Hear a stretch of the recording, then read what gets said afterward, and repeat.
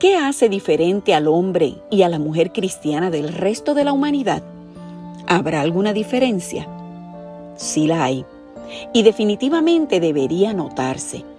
Cuando dejamos la vida de oscuridad y tinieblas que nos arropaba y caminamos a la luz del rostro de nuestro Señor Jesucristo, somos diferentes. Podemos manejar las cosas de manera diferente. Nos afirmamos en aquel que nos ha dicho: no te dejaré ni te desampararé. En este nuevo día te saluda desde aquí, desde Gurabo, Puerto Rico, tu hermana y amiga Lourdes Marcano. Durante los pasados días, la vida de Pablo nos ha servido para el desarrollo de esta serie de porciones. Este hombre en el cual hemos reflexionado tuvo un encuentro real y genuino con Jesús. Su vida desde ese preciso momento no fue la misma. Saulo, como era conocido antes de su conversión, era quien respiraba amenazas de muerte contra los cristianos. Persiguió a la iglesia y estuvo presente cuando Esteban fue apedreado. Así que las experiencias que estaba viviendo por causa del Evangelio eran las mismas que vivieron aquellos que fueron perseguidos por él. Este hombre culto, de conocimiento y estudios, llegó a los pies de Cristo luego de caer al suelo cuando iba de camino a Damasco. Su objetivo ese día: perseguir y apresar a los cristianos. Iba con toda la intención de derribar a los cristianos sin pensar que quien sería derribado iba a ser él. Un hombre como ese necesitaba una experiencia sobrenatural, donde todo su conocimiento y autoridad fueran opacados por la luz de Cristo. Ese día todo cambió. Sí, le rodeó un resplandor de luz del cielo y, derribado al suelo, escuchó una voz que le decía: Saulo, Saulo, ¿por qué me persigues? Este hombre tuvo la oportunidad y el privilegio de escuchar la voz del Señor en el camino. Sus planes desbaratados. Ese encuentro era necesario porque todo lo que le podía colocar en un lugar de altura había sido derribado por aquel que perseguía porque no conocía.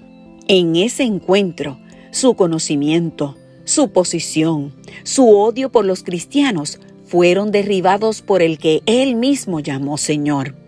Por eso su vida nos sirve de testimonio y sus experiencias son reales. Pablo hablaba con autoridad porque estaba muy firme y anclado en la palabra de Dios y en su encuentro. Estuvo dispuesto a padecer por causa del Evangelio y cada experiencia lo acercaba más a Dios.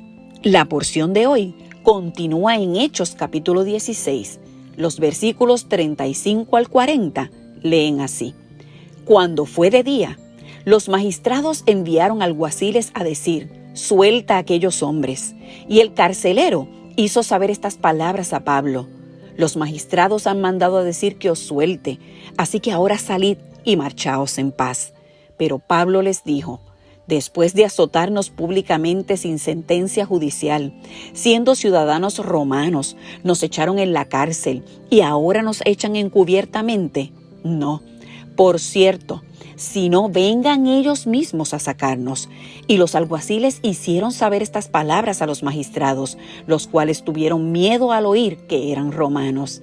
Y viniendo les rogaron y sacándoles les pidieron que salieran de la ciudad.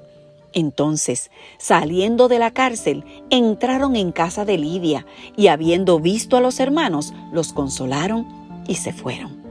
Aquel momento doloroso y de cárcel trajo una secuela de eventos que obraron para bien. Primero, mantuvo a Pablo y a Silas en oración.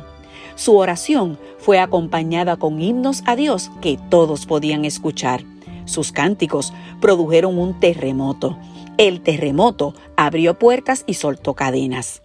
La libertad, no para escapar, estaba disponible.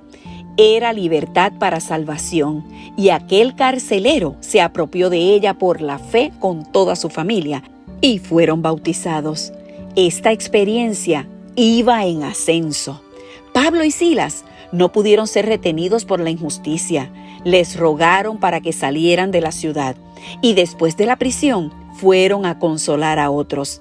La estadía en la cárcel fue pasajera, pero rindió frutos para salvación. Aprendamos a ver en todo momento difícil e injusto el propósito de Dios para la salvación y consolación de otros. Tengamos por seguro que nuestro Dios, que es justo, nos sacará de cada prisión. Que tengas un hermoso día y que el Señor te bendiga.